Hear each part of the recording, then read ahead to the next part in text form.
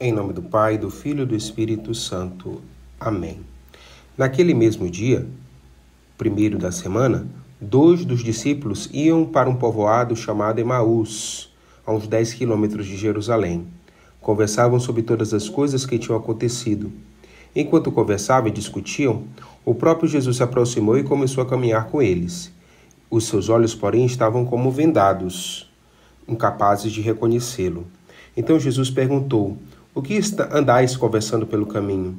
Eles pararam com o rosto triste e um deles, chamado Cleófas, lhe disse: "Tu és o único peregrino em Jerusalém que não sabe o que lá aconteceu nesses últimos dias?" Ele perguntou: "O que foi?"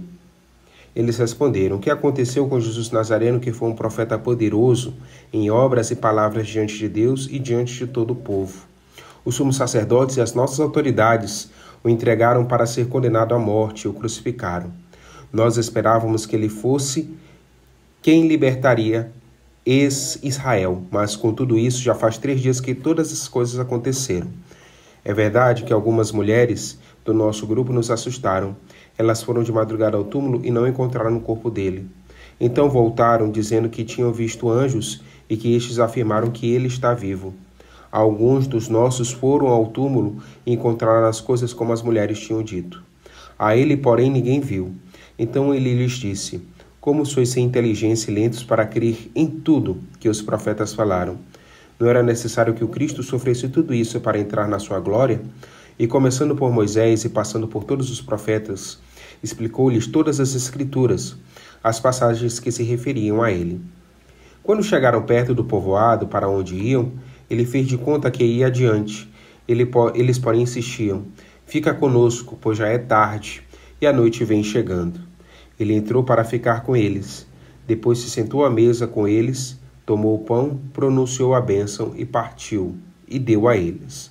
Neste momento, seus olhos se abriram, e eles o reconheceram. Ele, porém, desapareceu da vista deles. Então um disse para o outro: Não estava ardendo o nosso coração quando ele nos falava pelo caminho e nos explicava as Escrituras? Naquela mesma hora levantaram-se e voltaram para Jerusalém, onde encontraram reunidos os 11 e os outros discípulos. E estes confirmaram: Realmente o Senhor ressuscitou e apareceu a Simão. Então os dois contaram o que tinha acontecido no caminho e como o tinham reconhecido a partir do pão. Palavra da salvação. Glória a vós, Senhor. Meus irmãos, hoje o Evangelho nos assegura que Jesus está vivo e continua a ser o centro à volta do qual se constrói a comunidade dos discípulos. É precisamente nesse contexto eclesial, no encontro comunitário, no diálogo com irmãos que partilham a mesma fé, na escuta comunitária da palavra de Deus, no amor partilhado em gestos de fraternidade e de serviço, que os discípulos podem fazer a experiência do encontro com Jesus ressuscitado. Os discípulos, carregados de tristes pensamentos, não imaginavam que aquele desconhecido fosse precisamente seu mestre, já ressuscitado, mas sentiam arder o seu íntimo, como diz na palavra, quando ele lhes falava, explicando as Escrituras. A luz da palavra ia dissipando a dureza do seu coração e abria-lhes os olhos. O ícone dos discípulos de Emaús presta-se bem para nortear um longo caminho para as nossas dúvidas, inquietações e às vezes amargas desilusões. O divino viajante continua a fazer-se nosso companheiro para nos introduzir com a interpretação das Escrituras, na compreensão dos mistérios de Deus.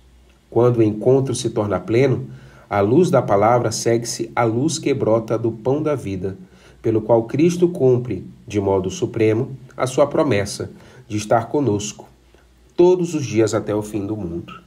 O Papa Emérito, já falecido Bento XVI, explica que o anúncio da ressurreição do Senhor ilumina as zonas escuras do mundo em que vivemos. Que as palavras do Santo Evangelho possam abençoar a nossa vida neste dia 23 de abril de 2025, quarta-feira da 8ª da Páscoa. Em nome do Pai, do Filho e do Espírito Santo. Amém.